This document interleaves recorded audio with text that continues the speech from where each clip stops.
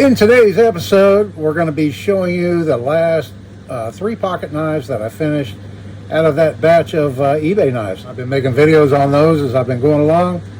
So this episode will be on the last 3, and that episode is coming right up.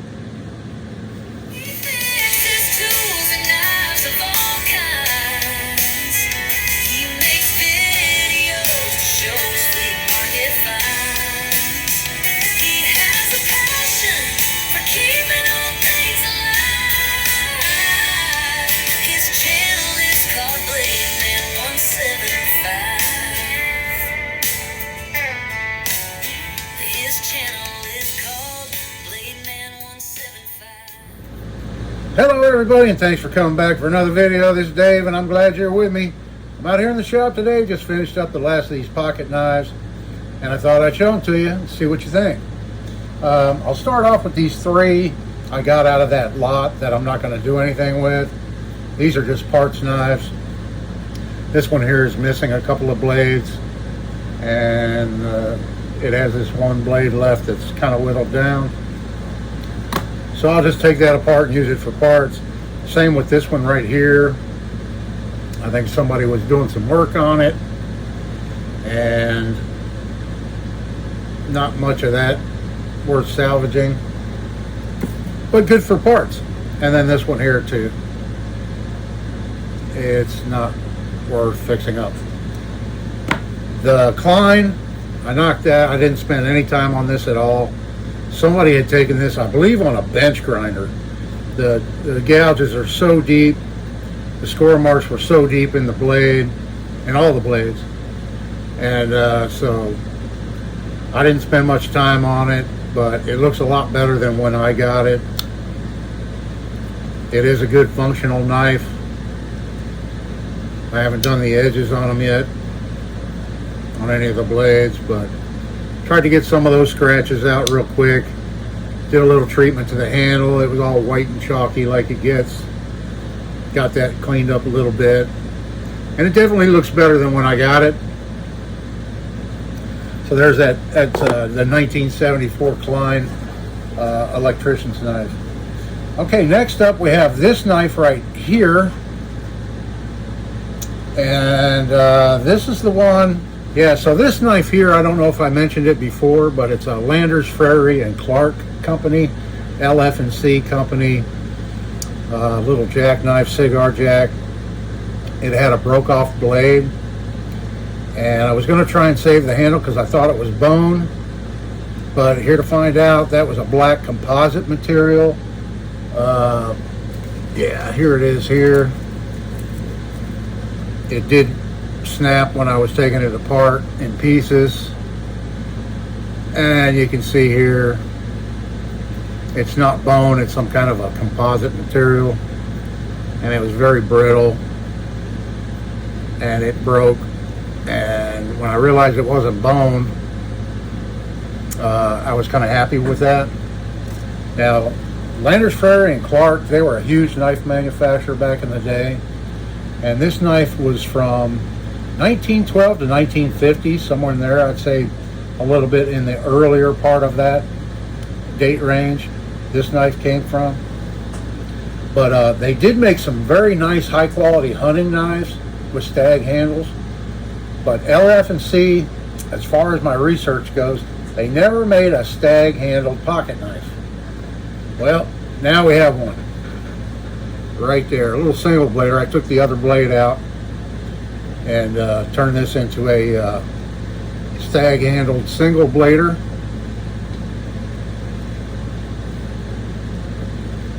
And this one's marked LFNC USA.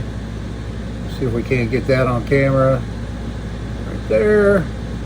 And it actually has a pattern number on the back.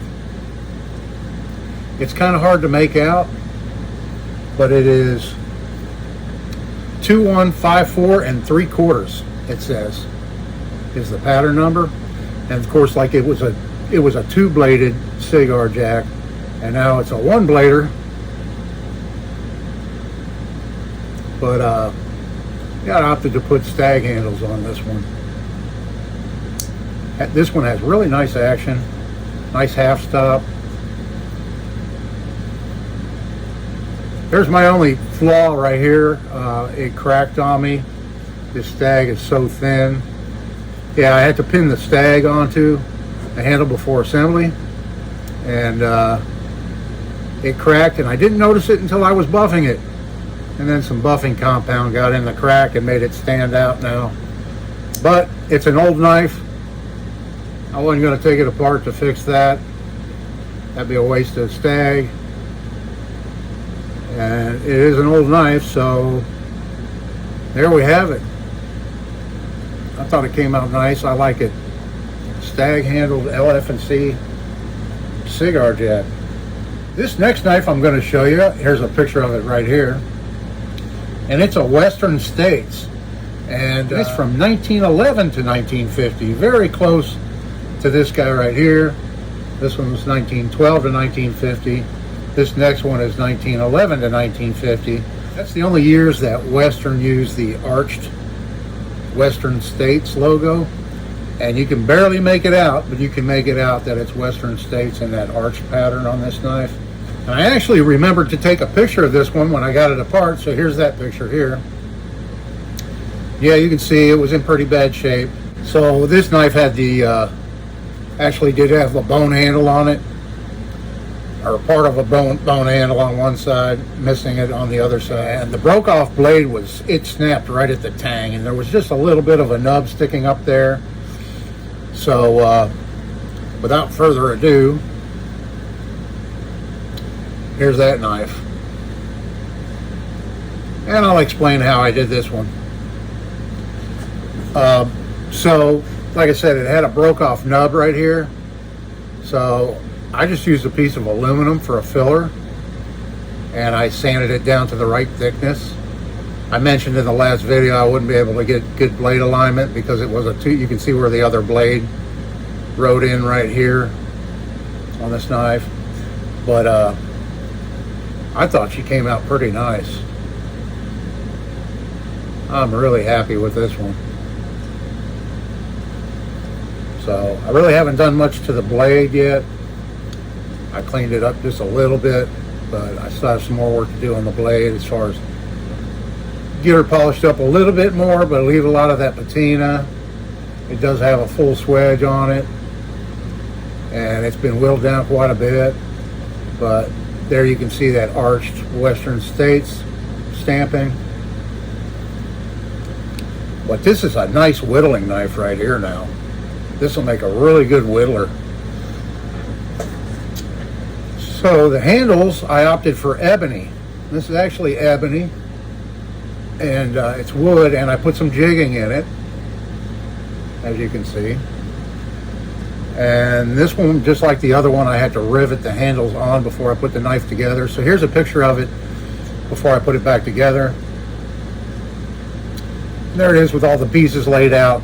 The spacer I put in right here before I, finished the final shape of it. And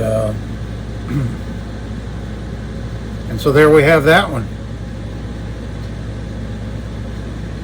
Really happy with this one too. Yeah, like I said, this will make a really good whittling knife if there's somebody out there that likes to whittle. I do every once in a while. I don't do it. I used to do it a lot when I was younger, but I don't whittle as much as I used to. Yeah, this will make a nice little slip joint carving knife for somebody. So there's a look at those. So there we have it. A couple more knives, the last out of that batch fixed up. The next batch I have coming in, like I said, Saturday. I don't think they need quite as much work as this batch. They were also listed as for parts or repair, but from the pictures, they look a little bit better. But I'll get those and we'll take a look at them when they come in. So the jigging on this, before I buffed it out, because ebony has so much oil in it, you can just buff it. So I just buffed it and waxed it. That's the only finish it has on it, is some paste wax. But I jigged it with this right here, just a mounted stone, and it did a good job. Did a pretty good job. Let's see if we can look at some of these bone jiggings and kind of compare it.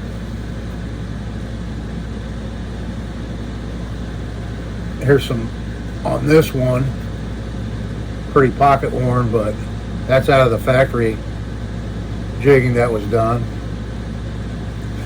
So yeah, that's what we came up with on that one. Like I said, more knives coming on Saturday. I don't think they're going to need as much work from the pictures, but we'll see when they get here.